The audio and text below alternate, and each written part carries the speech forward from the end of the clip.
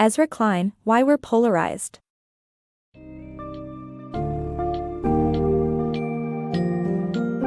Through the summary of Why We're Polarized, you will explore the evolution of political identity crises and deep-rooted divisions in the United States. Ezra Klein, the celebrated journalist and author, uncovers the origins of the nation's current polarization, linking it to identity politics and tribal instincts. You will not only grasp how political identities have merged and taken precedence over others, but also learn how media and journalism have played a pivotal role in perpetuating the current state of affairs. This book offers valuable insights into the complex world of political and social polarization, allowing readers to confront and understand the underlying issues at play.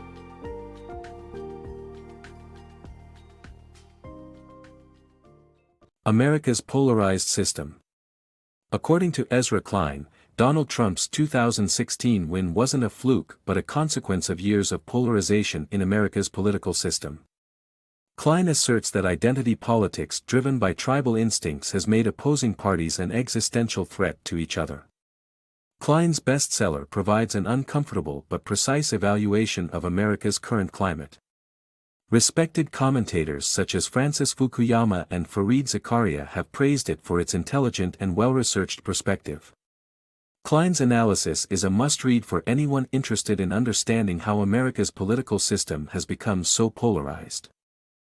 The Evolution of American Political Parties. In his book, Klein outlines how the Democratic and Republican parties solidified their identities as liberal and conservative. He explains that internal conflicts, particularly within the Democratic Party, prevented the parties from unifying their platforms. However, the embrace of civil rights by Democrats in 1948 caused a split, with Southern Democrats leaving the party.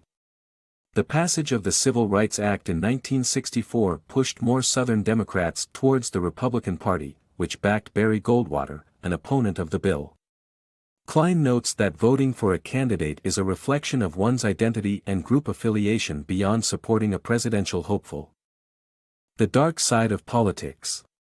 Klein explores how politics based on issues leads to identity-based polarization. He sheds light on the human tendency to categorize people into in and out groups, creating huge gaps that function against our own interests. Discrimination against outgroups is driven by the desire to sort the world into us and them. This desire arises not only from power conflicts but also from the deep evolutionary urge to protect the group. Consequently, group success or failure feels like a matter of life or death. Klein warns that politics based on identity is dangerous and can turn people against one another. The danger of political identities. Klein argues that political identities can merge with personal identities to form a mega-identity. This merging leads to political affiliation feeling existential and any threat to one identity feeling like a threat to all identities.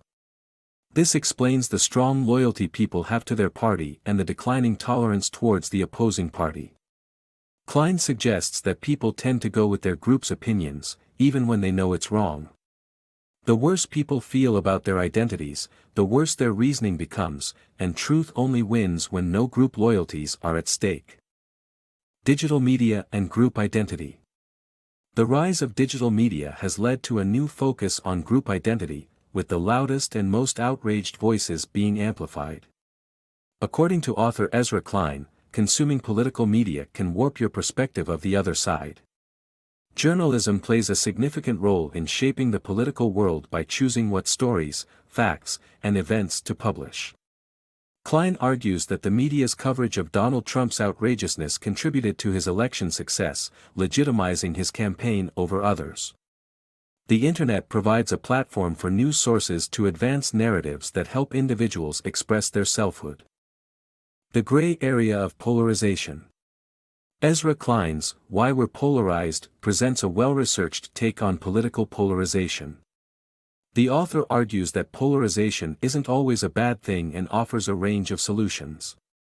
The book delves into the complexities of the issue without pointing fingers.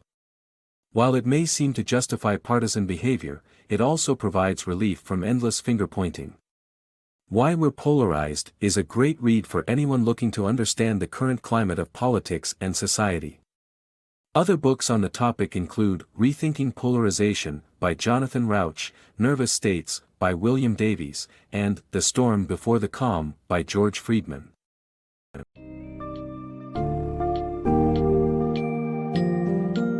After delving into Ezra Klein's Why We're Polarized, readers come away with an understanding of how the United States has reached a point of deep division due to the prevalence of identity politics.